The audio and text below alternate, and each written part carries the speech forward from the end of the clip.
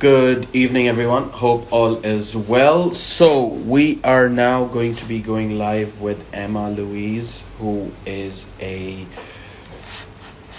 property investor, dealer, and also an interior designer. And we're going to be speaking about the property market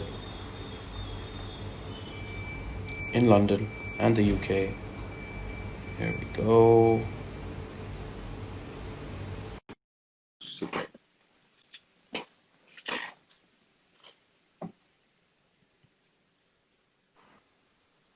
Hi, hello. Hello, how are you? I'm very well. How are you? Good, good, all is well. Thank you so much for accepting the invitation and coming on this live session to share the knowledge and the positive energy, the vibe in terms of spreading knowledge about property, about what you do, about your career, and how you can enlighten other people's lives and sharing that positive energy from yourself. So thank you so much for tuning in, Emma. It's good to have you here. Thank you so much. Thanks for having me. Absolutely. So before we start, Emma, if you can introduce yourself as to who you are and what you do, and then we can get the conversation going. Yeah, let's do it. So I am the face of Emma Property Bills. Obviously, my name is Emma. I'm 25, so obviously quite young into the property world, and been kind of in property since 2018. So yeah, so a couple of years now. Finished my second renovation, my first flip. So that has now sold, and now I have put in an offer for another renovation, which got accepted last week. So I'm now in the process of selling the latest renovation and buying my next one. Wow, amazing. Um, Before we start, Emma, what I wanted to ask you is, was this something that you always wanted to get into? Were you like driven by the nature of the property world, the property industry from a young age, or did you have other aspirations in life? You know, as kids, someone wants to Yeah. become a police officer, someone wants to become a doctor, you know, all that kind of stuff. So, was there something else that you wanted to do, but then you got into property and you found that it's better and amazing to get into property than anything else? Yeah, so my kind of getting into property journey is not straightforward at all. I do have five generations of business owners in my family, so I always Wow. knew that I wanted to be in business. Okay. And I very, very early on, I said, yes, I am the one that is going to make it in that sort of sense. So that's quite a Wow. bold statement to make it, 11 years old. But I knew I had that drive and that bit of ambition to, to get me in whatever business it was.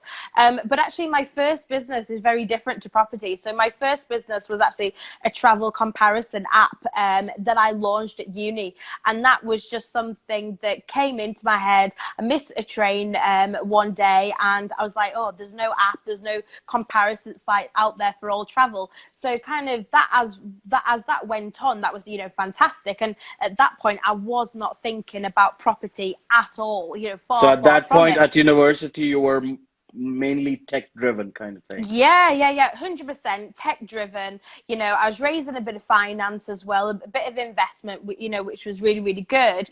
But yeah, I was not thinking about property. But kind of outside of that, I was thinking about property when I was like thinking, oh, maybe when I'm 40, 50, semi-retired, yes, I'll get into it then. And I knew a lot of people that had actually got into it at that point. Okay. So I never thought at 23 I would actually get into it, but it was something that happened. Well, my grandma passed away, so we actually inherited her house, and I thought, you know what, it's a fantastic house. I'm just going to install a bit of love and a bit of character into it. So I actually ended up taking on the full renovation myself, and I was working full time then.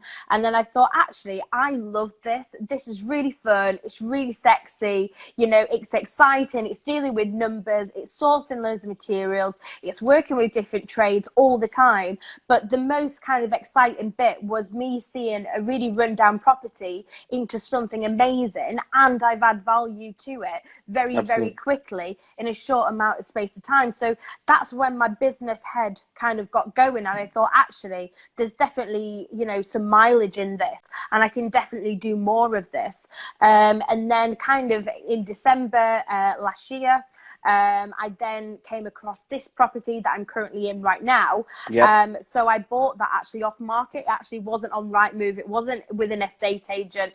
But I actually did manage to buy it off market, which is fantastic. Got a fantastic deal on it. We'll be talking about how you source off market properties, but before Yep, we get, you mentioned that definitely. you were into a full-time job. Yeah, What yeah, yeah. exactly were you doing? Yeah, so when I was in the Northeast, I was in a marketing agency, quite a large one, and it was fine, but it just wasn't 100% what I wanted to be doing. I knew I had other ventures that I wanted to explore, as in property. Absolutely. And you know, yes, I'm in a very much corporate world now with another job of mine, but you know, I still love property, and maybe one day I will get into it full So time. you're doing this simultaneously with your day job and your property Yeah, renovation, flipping, and all that kind of stuff. So yeah. you mentioned that you got into doing this. You got into property by refurbishing and renovating your grandmother's house. Yeah. Obviously, you had the property, so you didn't have to raise capital for the property, but Nope. you had to raise capital for the refurb, the development. How did you go about raising that capital? So that kind of capital was actually really, really easy to raise. It was just kind of our family funds type of thing. But actually going forward into this renovation, this is solely all my cash that has gone into it. So, you know, yes, I have saved quite a lot. And obviously a residential mortgage to buy it. However, you know, on the next one, again, it's, you know, the same kind of process, taking the money out, spending the profits, getting a mortgage that way. However, it's more about me right now building up that tank of funds so then I can go to auctions and I can buy at auction. So in speeding up the process and things like that. So that's definitely what's going to be the So plan. you've already got it planned of how you Yes. want to go about it. Coming to the fact about sourcing off-market properties, I mean, this is one of the major things, especially in the estate agent world that I'm in. I get every single person telling me, Mortaza, we're looking for off-market properties. Yeah, I get it. Yeah. How did you go about and source that off-market property for yourself? So, you know what? It was actually a bit of luck, and I will definitely hold my hands up. It was a bit of luck. But actually, what it was one of the estate agents that I knew quite well in the area that I develop in. I kind of knew of them. I didn't know any of them personally, but I kind of knew of them. And they were actually selling another family home of ours. So, you know, just got talking one day, and I went in to go see them about this property that they were selling on behalf of my family. And I said, oh, I've got my mortgage in principle type of thing. I'm going to start looking at properties. And kind of the button just clicked. They said, well, actually, you know, we've got a property. It's not going to market, but it will in 24 hours. Do you want to go view it? It's in the area that I was living in anyway. So I knew it really, really well. And I just took the plunge. I thought, yeah, I'm just going to go view it. And actually at that point, I didn't actually really know the price. I really, really didn't. I just thought, I'm just going to have a look. And then it was a Wednesday evening. I remember like the back of my hand, looked around the place. Obviously, it didn't look like this. It was so run down, really cold, really damp, you know, very much outdated, needed a lot of work doing to it. But I thought, actually, you know, I'll rise to the challenge. I've done it in the Northeast. I can do it in Yorkshire because obviously that's where I am now. Yep. And I thought, yeah, I'll take on the challenge. So the house was actually going to go on the market for £15,000 more 24 hours later if I hadn't actually put in an offer that evening. Wow. So I said to them, right, I will put in an offer right now, but you've got to guarantee it that it's not going on the market as in 24 hours time. So we did the deal there and then. So yeah, really, really quick, really kind of fast pace. Obviously, you've got to be on kind of your toes. I kind of knew how much the renovation was going to cost, and I knew how much I could sell it for. Did the agents ask for some sort of a deposit so that they don't put it on the market? Yeah, so I actually kind of knew of them. So they knew, you know, me, and kind of they knew that I had the funds, you know, ready, available, and my mortgage was ready to go. So there was no waiting about in that sense. And the Of course. actual seller as well had actually passed away. So it was quite a simple deal, really. And one of the conditions of the deal as well was actually to get the deal done before Christmas. So Gotcha. that was quite a tough task, because there was only 5 to 6 weeks left till the last day of trading for Christmas. Absolutely. So yeah, so we got the deal done, and I got the property. I think it was the 19th of December. Wow, you just remember it like as if it happened yesterday. Yeah. Uh, um, Yeah.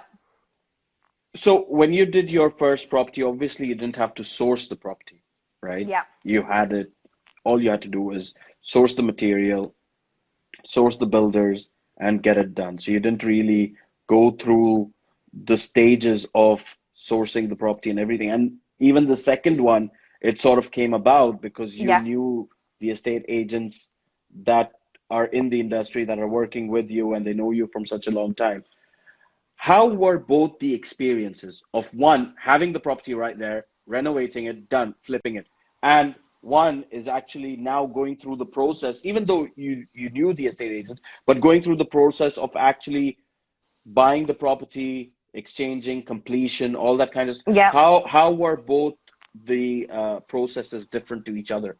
Yeah. I You mean, know what? did you, Like, so different. what my point to get is, how much did you learn from sourcing it, and how much did you learn from just doing it? Yeah, so I learned 1,000 times more actually sourcing it and actually going through the completion process. And I'd actually never really gone through the solicitor process at all. Yep. I knew it took time, and I knew, you know, obviously there's a lot of documents you've got to Were supply, there and any it's, challenges you faced as well by going through lawyers and all that kind of stuff? you know what? Actually, no, the process was really, really seamless. But I actually said to them very, very much straight away, I said, if this deal isn't done for Christmas, you know, I will back out. I need this property before Christmas, because I knew I had 2 weeks off my corporate work. So I Gotcha. knew I could get in the property and actually start, you know, ripping off the wallpaper, doing some of the building work, getting the trades in. I knew I had that time. So, and I was actually looking at other properties as well. So I kind of knew if this deal didn't go through, I kind of had another There was three or other four. options open for you. Yeah, definitely, definitely. And I always think, you know, it's really, really good to have options. That's something that has been installed in me very, very young. Have options, have your plan A, have your plan B, C, etc., etc.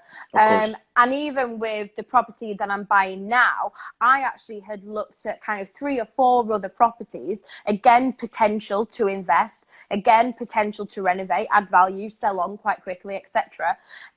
So yeah. I always keep a lot of options, but actually going back to what I learned, it was actually kind of sticking to your guns, you know, being quite forceful in times when it needs, and actually, you know, solicitors and trades not getting away with the little things. I'm quite full Absolutely. on. I know what I want, and if something's going to be done, it's going to be done on that day, and that's how I work, and that's how I work with my trades. I mean, So the positive energy that I'm getting from you right now, I can just imagine how you are when it comes to going through the process of sourcing and completing and all that kind of yeah. stuff. The property that you bought and you flipped that as well, Yep. what sort of returns did you have in mind? And did you actually achieve those returns, or was it sort of slightly below or above? If you can take me through Above. that. Yeah. Wow. Yeah. Above the returns. I won't go into kind of, you know, the full ins and outs of the finance, but yeah, it was actually above. And when you kind of talk in terms of obviously what people earn in the north compared to the south, if you take the average salary of the north, yeah, I did that in my first flip and more. Wow. That's Yeah. absolutely amazing. Yeah. Now that you're buying your third property and you've actually seen a few options that you're going to go with, what is it that you see in a property and you decide that, yep, that's the one? Yeah. So there's a couple of kind of good criteria points that I like to hit. I tend to, well, always properties that I've loved is being kind of old Victorian houses that have got the old kind of coving, old type of features that all you need to do is actually just bring to life. Spend a little bit of money, spend a bit of little, you know, love TLC into them and actually bring them to life. And I think actually that is what sells, you know, houses, especially in the area that I'm in, but it sells at a really, really good price. People want those period features. So definitely number one is period features. Number two is actually how quick, what is the time scale in that I can turn this around? Is it a couple of weeks or is it a couple of years? If it's a couple of years, I'm not interested. I'm really interested in, you know, a couple of weeks turnaround. The renovation that I'm in now, I did it in 13 weeks. And when I came into it in that Wednesday evening, when I looked around at it, I actually said 12 weeks. So it wasn't obviously too far off. But I know kind of that sort of time frame I like. I like that sort of time frame. It's a good time frame, obviously, to flip and buy and, you know, and sell on and stuff. So again, time frames like that, obviously really, really important, but also actually what can I add value to and what kind of features in the house do I need to spend not that much money on? And what about location? So yeah, location, 100%. There's only certain areas that I would look to buy and to flip because that I know the sell well, and the really good areas, really good schools, etc., etc. And then there's other areas that I would not touch because they haven't got good schools or they're not close to the motorway or, you know, they're just not right. So absolutely. You know, when it comes to a lot of people going and stepping into the property world as an investor like yourself, a lot of these people tend to take property courses and property training or property mentorship. You, for example, you started off by just going into it. Yeah. So I do hear a lot of people, you know, do the How courses would you and recommend? stuff. Yeah. How would you recommend someone to start off within the property industry as an investor, as a buy, flip, you know, renovating, all that kind of stuff, without actually doing a property course or some sort of training? Yeah, so I actually am one of those people that I didn't do a property course. I really, it wasn't even something that I even thought about or even knew about really at the time. So kind of, I've always had a business mind and I've always thought if the figures stack up, I am going to do it. And I am a bit of a risk taker in that sort of sense. So I definitely think you've got to do your research, you know, regardless of what you're doing, if it's flips, if it's buy to lets, HMOs, whatever, that research is absolutely fundamental in the success of any deal that you're going to do. I definitely think, you know, there's a lot of really, really good podcasts. You know, I'm very, very busy person, so I will listen to a couple of podcasts if I'm out on a walk or driving somewhere. You know, that type of information is fantastic and so valuable.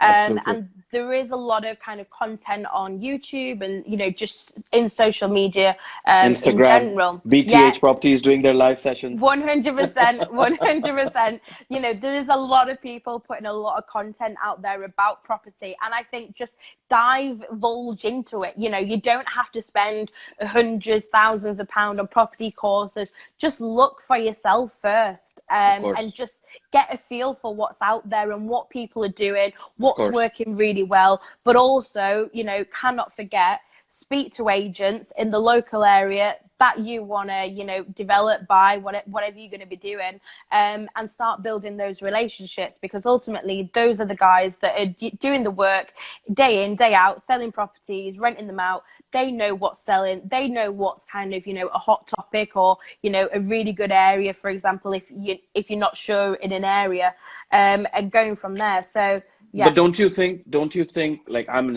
an agent as well, and I like to be pretty clear with the people that I advise in terms of what area or what location or what price point. Don't you think that a lot of the agents out there might just give you false advice in terms of doing the sale and meeting their targets? Yeah, 100%. I think you've always got to be wary of that. But if you're doing your own research to back it up, or you're doing your own research and taking it to them, for example, then yeah, I think that's a really, really good way to start. But again, building relationships with these people, as you know, the estate agent business, it doesn't have a great reputation sometimes, and I do feel for it. But there's sharks in every industry. It doesn't matter if it's estate agent or tech or whatever. It doesn't matter. Of There is course, I see people out that. I there. see that. I see that every single day. Yeah. You mentioned that you are in a strategy right now of buying, renovating, flipping. Yes.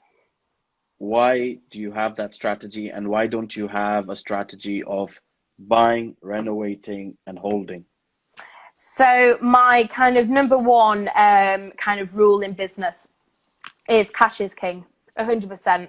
And I think it's great that people do, BBR model and things like that. But actually, for me, I wanted to be a little bit different. I knew that I had to build up that. And I've seen so many businesses in the past, not just in property, but in different industries, where they've gone bust because they haven't got that cash. And for me, I've always wanted that cash, and I've always desired to have that. So actually the flipping model, flipping 2 or 3 times is going to give me that cash. And then I'll probably go down the BBR route and the refinancing. So then actually I will hold on the properties for a period of time, and I'll get that positive cash flow each month.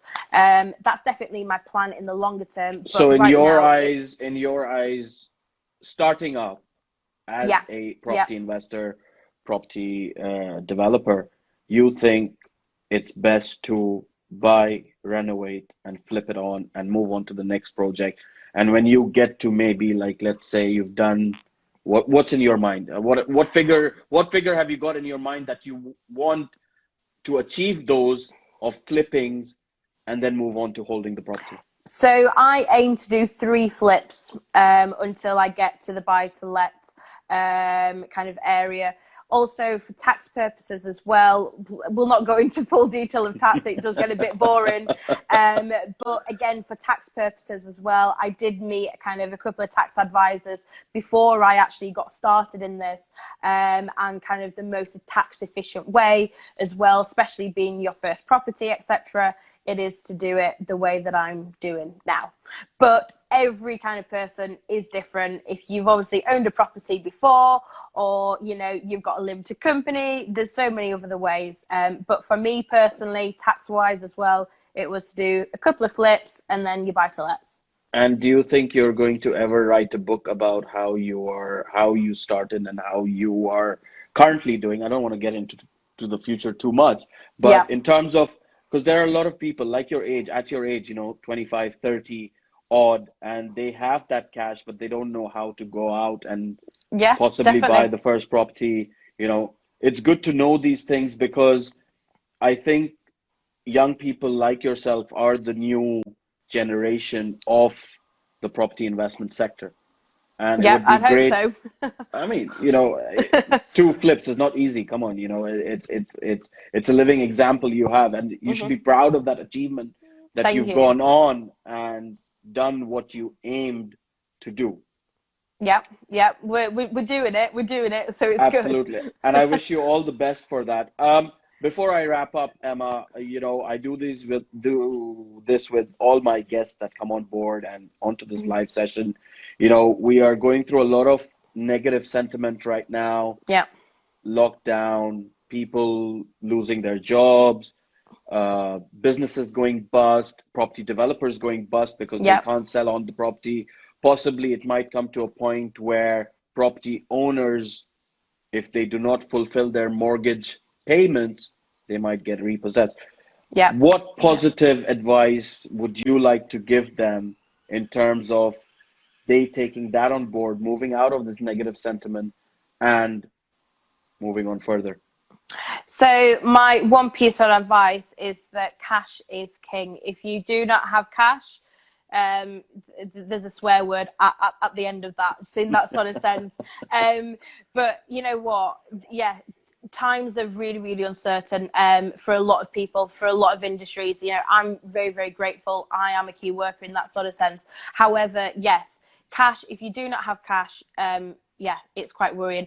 However, save. Save. Really claw back on, you know, your spending. If you want to save for a mortgage, claw back on it each month. I know there was, you know, well, probably about a year or so, I actually didn't go on holiday because I knew I needed to save, you know, to get a deposit together and finance and everything like that. But yeah, 100%. You save, claw back on extra spending and question the things that you are spending. Are they really necessary? Absolutely. Yeah. And I get a lot of messages from young people wanting to start in property, but yet they're spending ridiculous amounts on designer clothes or holidays or whatever. If you want to get in property, you've got to really claw that back and control your spending. But also, it's really, really good practice, for the future, because when you do come to property, you'll be watching the pennies like no tomorrow. So, Of course. yeah. I mean, dealing with all sorts, right? Solicitors, agents, builders. Yeah, you've got to know it. Absolutely. But thank you so much for coming on, Emma. It's been a pleasure speaking to you, getting all this I mean, literally, the amount of positivity that you have, it's absolutely amazing, and I commend you for that, you know. Thank you for taking your time out, sharing all that knowledge, positive advice, and I wish you the very best in your property investment journey, and I hope you can find your next flip and move on. Already in the process. Super. Thank you so much. Thank you. See you later. Bye. Take care. Bye-bye. So that was Emma, who is a very young property investor, only 25 years old. That is absolutely amazing. And she is doing wonders in the property world. Do go and check her out, check her profile and see what she does, how she does it. And if you're wanting to get into property, look, learn from these people like out here who are there, who are ready to give you advice. DM her if you're interested. And thank you so much, Emma, for sharing all that knowledge, coming onto my live. Thank you to all the viewers that tuned in. If you want to know about the New York real estate market, tune in at 6:30 in an hour, where I'll be going live with a realtor all the way in New York. Stay tuned. Take care, whatever you're doing. Bye-bye.